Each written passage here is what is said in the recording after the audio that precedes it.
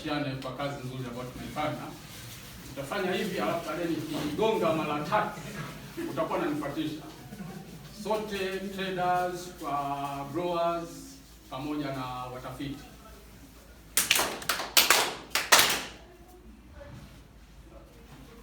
Nashukuru sana kwa forum nzuri ambayo imepata uwakilishi katika sehemu hizo kuu 3. Kwetu tuliona jambo la msingi kuweza kuitana na ili muweze kuona nini tunachokifanya na nini tunachotarajia kukifanya katika msimu unaokuja wa mwaka 2020 na 21. Sasa sitachukua muda mwingi sana. Yote ambayo imetueleza katika tofauti za tafiti ambazo zimewasilishwa hapa ni mapendekezo makuu yafuatayo. Nafikiri watafiti mtaweza kuyaangalia. Nilikuwa nikijot down tuweze kuyamark seriously. Kuna kitu ya smoking characteristics. Tunapofanya evaluation za hizi varieties tuweze kuinclude kwenye matokeo yetu ya utafiti. Ndio inputs ambayo nimeiona imekuja kwa kasi kubwa sana. Kingine tuweze kuhusisha zile madaraja yale ya tumbaku yanayotokana na hiyo variety tunayoona imeperform vizuri mashambani. Na swala jingine ni kuhusiana na kufanya ile kujua rutuba ya udongo kabla ya kufanya majaribio. Ni ya msingi zaidi tuweze kuiona. Sasa hiyo itaweza kutupatia majibu mazuri. Tunapoweka mbolea katika kiwango sahihi, basi tutaangalia ule mmea una nguvu kiasi gani katika kuchukua virutubisho, yani fertilizer use efficiency ya hiyo crop. Kwa hiyo hivyo ni vya msingi zaidi kuweza kujibu kero za wadau ambao wanataka tuweze kuboresha matokeo yetu ya utafiti. Upande wa majaribio yale ambayo tutayafanya katika msimu unaokuja, hasa ukiangalia swala la matumizi mbadala ya nishati mbadala. Matumizi mbadala ya kuni. Yaani kwa nishati mbadala ambayo imetolewa ya kwenye kuni, kwenye makaa ya mawe, ya kwamba tuweze kuangalia, je, hayo material tunayotumia je, yanapatikana? Upatikanaji katika maeneo husika ni kitu cha msingi sana ambacho wenzetu wametupatia. Na vile vile, je, kutakuwa na mwendelezo wa hayo materials kuweza kupatikana na kuwa na mwendelezo wa kutengeneza hivyo vitofali kwa kipindi chote cha uzalishaji wa tumbaku. Sasa haya lazima tuweze kuyaona na kuwafanyia kazi. Kama ikibidi tuweze kufanya kazi kwenye kila locations, tuangalie kuna material kiasi gani. Nafikiri ni changamoto ambayo wametupatia, ili unapokuja na briquettes basi nijue Chunya mimi sosi yangu kubwa labda iko kwenye vumbi la mbao. Ukija kule Kahama wako vizuri kwenye mpunga. Labda nikienda Urambo nakuta kuna yale ya masalia ya karanga, vitu kama hivyo. Najaribu kutolea tu mfano. Lakini pamoja na hiyo kuangalia ile calorific value ya hizi materials ambazo tunazitumia. Na walituomba sana tusiangalie kufanya majaribio kwa kutumia hizi rocket bands, lakini tusitumie standard bands ambazo ndizo ziko kwa wingi kwa wakulima wetu, ili tuweze kuona matokeo yake. Kwa hii standard band tunaweza tukachukua kama ni standard bands, pamoja na kwamba una rocket, lakini hii ya wakulima lazima tuone kama ile ita perform vizuri kuliko ya kawaida, then tunaweza tukafanya recommendations. Na tumekichukua vile vile kipengele cha kuangalia gharama za kutengeneza haya materials, njia mbadala ya kuosha tumbaku. Je, gharama ni kubwa kiasi gani kuliko hii sasa hivi? Nazo tuweze kuzifanyia kazi.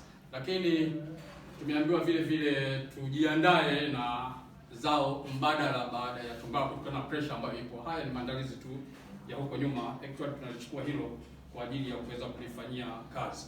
Kwenye hile ya matumizi mbadala ya tumbaku, ile tafiti tunachotoka nacho hapa, tumeambiwa tuweze kuangalia zaidi upande wa matumizi ya tumbaku kwenye tiba ya kuua wadudu waharibifu na vile vile kutibu baadhi ya magonjwa, sio tu kwenye tumbaku na hata kwenye mazao mengineyo. Hiyo tumeweza kuchukua na tutalifanyia kazi. Swala la msingi jingine ni kuangalia matumizi ya umeme. Umeme unakwenda mpaka vijijini sasa hivi. kuna umeme wa REA. Hilo nalo tumeweza kulichukua kwamba tuweze kufanya tafiti kuona ni kwa jinsi gani gharama ya matumizi ya umeme ipo katika kukaushia tumbaku. Swala la miti kwa kweli limekuwa ndilo gumzo.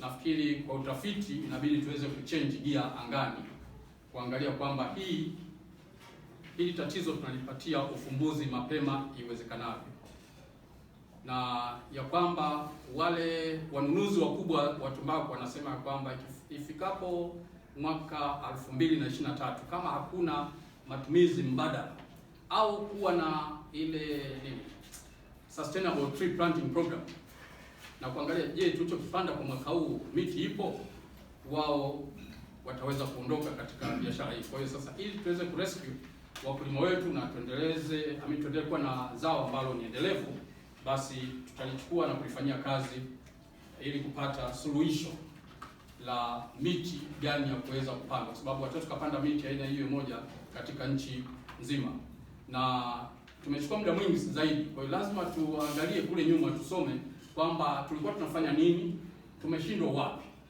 na wapi ilikuwa na kikwazo, na kama ni kubadili policy za sasa, ni maeneo gani ya kuweza kuyabadili.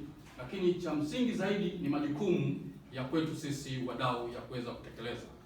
Mara nyingi zaidi ukisoma hata vitabu vile vya kidini, Kiislamu na Kikristo, wanasema baada ya Adam na Hawa kuwa wamekosa, Hawa akasema ni sababu ya Adam anaambia ni huyu ujenipa. Kwa hiyo kitu huwa sio vizuri. Tuangalie pale ambapo tumeshindwa. Kama ni wewe mwenyewe, uangalie jinsi gani ya kuweza kujikwamua na kusonga mbele, kuweka solution. Binadamu mara nyingi watu tunapoongea tunataka tuwe maneno ya kujipendezesha, ya kwamba okay, mimi niko vizuri, si kama yule. Lakini tukiwa tuko wazi kuelezana kwamba hapa kuna tatizo, tuondoke na kwenda hivi, tunaweza tukafika mahali ambapo ni pazuri. Hiyo tumeangalia kwa upande wa dawa ambazo zimetoka. Of course waligusa na hii issue ya miti. Sasa nikianza kwa traders au wanunuzi, nilikuwa nimetoka pale kwa wakulima, sikuwa nimezichukua vizuri, lakini hii niliyoikutia naomba nianzie nayo, juu ya kuwa na sera nzuri ya upandaji wa miti. Hili tumelichukua, nafikiri tuna haja kubwa ya kulifanyia kazi na kuweza kuona yale ambayo hayafai ni yapi tuweze kuiondoa, na sehemu ambayo tunahitaji kuweza kuboresha ni ipi tuweze kuboresha. Lakini nini jukumu la kila mdau? Hilo nalo nafikiri likiwekwa vizuri kimaandishi itatusaidia sisi kuweza kusonga mbele. Kuna masuala ambayo ni ya kupatiana taarifa za mara kwa mara. Hii kitu ni ya msingi zaidi. Nakumbuka tangu mwaka 2011-12 naingia katika hii sekta, niliangalia nikasema, mbona hakuna forum hapa kwenye council? Tafiti za TORITA mbona hazina ile venue ya kuweza kutoa tafiti zake? Inapata hela ndio, lakini lazima kuwe na feedback kwamba tumefanya hiki na hiki na hiki. Sasa waliliona hili wakasema wanaipa TORITA kuanzia mwaka huu ndipo tutaanza kuweza kuwasilisha haya, lakini sisi tulijiongeza zaidi, tukasema ngoja tuanze na hii forum hiyo ya kwetu badala na ile ya council, kwa sababu ya council sidhani kama wakulima wengi wanapata taarifa kutoka kwenye council zinazofanyika. Sasa tukiwa na wakulima katika ya mwanzo, itakuwa ni chachu wao kuweza kupeleka, na tupata platform kwenye council, basi tutaweza kulielekeza hili swala na wengi wataweza kutambua nini kinachofanyika, na hatimaye sote tutakuwa na uelewa pamoja na kuona ni maeneo gani ya kuweza kuboresha. Upande wa bodi yeye ndiye mwongozaji katika hii sekta, na mawazo yametolewa, pointi ni nzuri zaidi, hasa ile ya kutafuta masoko ya tumbaku katika maeneo mengine. Hili ni swala la kitafiti, na ni kweli tulichukua kwa ajili ya kuweza kuboresha. Sasa cha msingi zaidi kwa watafiti ni kuangalia nini soko linalohitaji, nini soko linahitaji katika dunia nzima, na ni wapi na ni vigezo vipi vya kuweza kufikiwa. Ni nani ya msingi sana ambayo tunabidi tuweze kujifunza kwa kuanzia hapa na masoko ambayo tunayo kwa traders wetu, ili tuweze kujua wapi tunakosea. Tuweze kutafuta masoko mengine wakati hapa labda hatujarekebisha kitu ambacho ni cha msingi. Na vitu vya msingi tukimalizana navyo hapa inakuwa ni vizuri. Tunakuwa na hao wanunuzi wako hapa, tuna meet demand zao. Kama tuna uzalishaji mkubwa, basi huo mwingine unatanuka na kwenda katika nchi nyingine. Hilo tumelichukua. Uboreshaji wa uzalishaji, hii ni kitu ya msingi zaidi. Unajua, tunapokuwa tunaongea kwamba katika 1 hectare fanya hiki na hiki na hiki, yale mahitaji ni ya muhimu sana. Chukulia umemzaa mtoto wako mwenyewe, wakumzaa kabisa, uji unampa tu uji tu, unga tu wa kawaida, mtoto hatakuwa vizuri. Ndio maana tunachanganya karanga kidogo, ufuta huku, ili uweze kumlisha mtoto aweze kwenda vizuri. Na niliongea katika Tobacco Council mwezi wa 5 ya kwamba tuna discuss issues za bei, ni swala la msingi. Lakini kikubwa zaidi, kama tutakuwa na akili ya kuweza kuhakikisha kwamba pembejeo unazozipata na ziingiza zote shambani, ukapata quality nzuri, huwezi ukapata dola 1.5, hakuna. Kuna watu wanapata dola 2.3. Nilikuwa Simiyu kule, kuna mkulima mmoja hapa Uliankuru na mwingine wa Kahama, wana nani nzuri tu, bei dola 2.3 watu wanazipata mpaka 3 wanazipata. Lakini ukiangalia cumulatively kwa nchi nzima, ndio unaikuta kwamba tuna average ambayo iko ni kidogo. Lakini kitu kama unakifanyia vizuri, naomba chukua haya mapendekezo ya kitafiti, ukiboresha hivyo, tukishaboresha tunaondoka na kwenda ambapo tunahitaji kuweza kufika. Gharama za uzalishaji, naomba mliache hili. Mungu akujalia, tunaweza kuwa na mfumo mwakani wa jinsi gani ya kuweza kupata bei ambayo mkulima atakuwa ameondoa zile gharama zake na akapata faida. Sasa kwa hili katika dunia nzima, naliongelea mimi, lakini hata ukagogo kwenye internet juu ya kuwa efficient. Efficient ni nini kwa Kiswahili? Ufanisi. Uweze kuwa na ufanisi mzuri zaidi sehemu yoyote.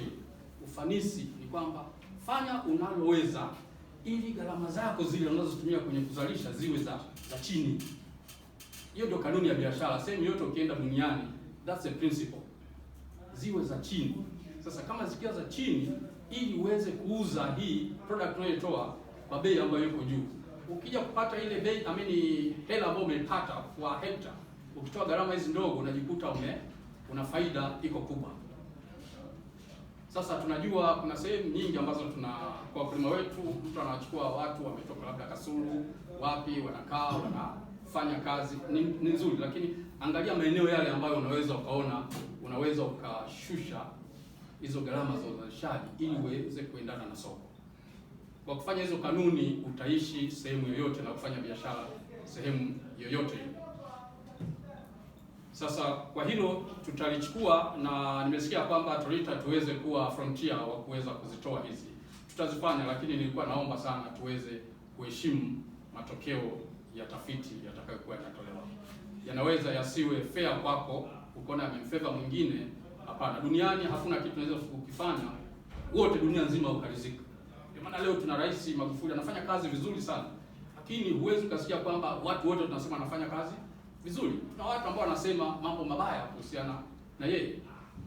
Hiyo ni ya kawaida, lakini generally tunaangalia kwamba hapa anatupeleka katika sehemu ambayo iko vizuri. Na sisi kama industry lazima twende katika sehemu hiyo. Tufuate ambayo yako ni mazuri, nafikiri tutafika kwenye mafanikio. Waliongelea swala la upandaji wa miti, nimeshaliongelea. Kuhusiana na uzalishaji wa mbegu ni ya msingi zaidi. Mmesikia hapa hata traders, kuna vitu vimeendelea, siwezi nikaviongelea hapa, lakini watu wana support, wanajua Torita inataka nini na wapi inataka kwenda. Nashukuru kwa initiative zenu, tutafika mbali kwa hili, tutaweza kulifanikisha ili Mungu akujalie hata mwakani tuweze kuona tumetoa inputs upande wa hiyo mbegu. Kuna madawa ambayo yanatumika katika kilimo, yako katika tunatumia madawa yale ambayo si yenye sumu kali, lakini yaweze kuua vile visumbufu vya mmea. Kwa hiyo tutafanya tafiti ya madawa si yale yenye sumu kali, bali yenye viwango vile vidogo. Wakati alipokuja katibu mkuu nilisema tumbaku ni chakula, watu wakacheka, waandishi wa habari. Ni kwamba unapovuta, sawa, kuna nicotine, lakini ukiongeza chemicals nyingine ambazo ni hatari, unazidi kumhatarisha yule ambaye anavuta. Kwa hiyo tunataka tuweze kutumia viuatilifu ambavyo havina sumu kali, lakini vinadhibiti au wadudu kikamilifu. Kuna swala jingine kuhusiana na gharama, nalo limejirudia, za uzalishaji na bei kuwa ndogo. Jamani, mimi niombe sana kwa wakulima na hata watafiti, kwenye mchakato mzima tunaopitia sasa hivi ninavyoongea, bei ya mwakani haijulikani. Sasa na bei iko kati ya mkulima na mnunuzi. Sasa majadiliano haya mara nyingi yamechukua muda mwingi zaidi hata ya miezi 3-4. Sasa ukifika kama leo unaanza kupata labda mwezi huu au ujao kwamba gharama itakuwa ni hii, tayari kuna watu wengine wamekwisha chelewa. Itafika hilo swala mmelitatua, lakini kuna masuala ya pembejeo nayo ni shida. Naomba tu nifikishe tu message kwa hili swala pembejeo. Natambua ni swala nyeti sana.